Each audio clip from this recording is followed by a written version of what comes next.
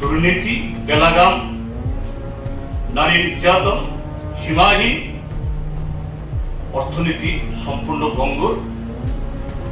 আর এই অবস্থার মধ্যে সামাজিক অবক্ষয় এমন দিকে পৌঁছেছে, কাজে তার বিরুদ্ধে আমরা আগামী 24 তারিখ,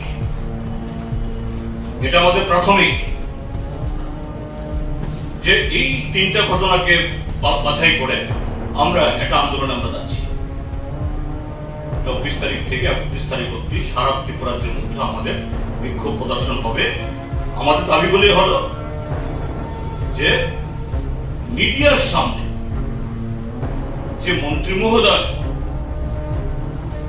তিনি বুক ফুলিয়ে এই উৎকোষ গ্রহণ করা, সোর্স মানি থেকে টাকা নেওয়া, অবৈধভাবে বড় লোক হওয়া সম্পর্কে গর্ব করে বলছেন, আর প্রমাণের কোনো প্রয়োজন নেই, তদন্তের প্রয়োজন নেই, মন্ত্রী নিজেই তার সাক্ষী। অবিলম্বে এই মন্ত্রী মহোদয় তিনি সংবিধানের নামে শপথ গ্রহণ করে তা লঙ্ঘন করেছেন, তাকে বরখাস্ত করতে হবে। 2, জিরানিয়া ঘটনার সাথে যুক্ত সকল অপরাধী, তারা যে লজিস্টিক্সের নামে বা ট্রান্সপোর্টের নামে জিনিস এসছে, এটা পুলিশের কাছে জলবা।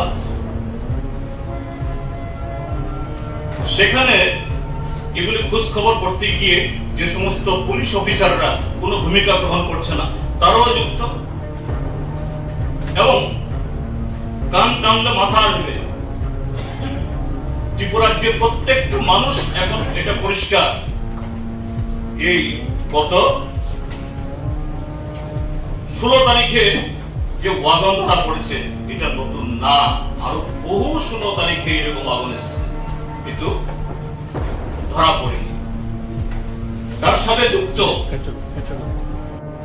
যে দলেরই হোক, যারা অপরাধী তারা, আর যারা আড়াল করতে চেষ্টা করছে, আরক্ষা দপ্তরের মধ্যেই হোক, আবগারি দপ্তরের মধ্যেই হোক, রেলওয়ে দপ্তরের মধ্যেই হোক, তাকে অবিলম্বে গ্রেফতার করতে হবে এবং উপযুক্ত আইনে তাদের কঠোর শাস্তির ব্যবস্থা করতে হবে। সাথে স্লোগান না, জনগণের টাকা খরচ করে, লক্ষ লক্ষ টাকা খরচ করে, দৃশ্য দূষণ করে, এই পুজোর সময়তে যেরকম ভাবে মন্ত্রীদের ছবি ছাপিয়েছে, দৃশ্য দূষণ করা সত্যিকারের যে নেশা ব্যবহার, নেশা পাচার, নেশা প্রসার বন্ধ করার জন্য উপযুক্ত ব্যবস্থা গ্রহণ করা হোক। 3rd হলো যে আমরা 3টা ঘটনা উল্লেখ করেছি, ঘটনা তো আরো অনেক, শিশু এবং নারীদের উপরে। অন্তত এই 3টা ঘটনায় অপরাধীরা বা তাদের একটা ভালো অংশ ধরা পড়েছে। মির্জার ঘটনা, ধর্মনাথ উত্তর পদ্মবিলের ঘটনা, আর এই কি বলে টৈদুল ঘটনা, তাদের ফাস্ট ট্র্যাক কোর্টে। কারণ আমরা দেখেছি গত 7.5 বছরে একটা অপরাধী শাস্তি নেই। এই যে মোহনপুর, আমাদের জিনিয়াস মন্ত্রীর বিধানসভা এলাকাতে একজন কলেজ ছাত্রীকে শুধু তার উপরে মানে যৌন অপরাধ না, তাকে জীবন্ত দগ্ধ করে মেরে ফেলা হলো, একজন আসামি ধরা পড়ে। এরকম বহু, কাজেই এই 3টি ঘটনায় যে সমস্ত আসামিরা ধরা পড়েছে বা আরো যারা আছে, এদেরকে খুঁজে বের করে ফাস্ট ট্র্যাক কোর্ট গঠন করে কঠোর শাস্তি দেওয়ার করতে হবে। আর ওই মা, আমি গেছি সেখানে, অল্প বয়সী মা, বয়স খুব বেশি হলে পরে 19-20 বছর হবে, 14 মাসের শিশুর যে মা, যদিও বিয়ে হয়েছে শিলচরে, এটা কিন্তু ত্রিপুরার মেয়ে।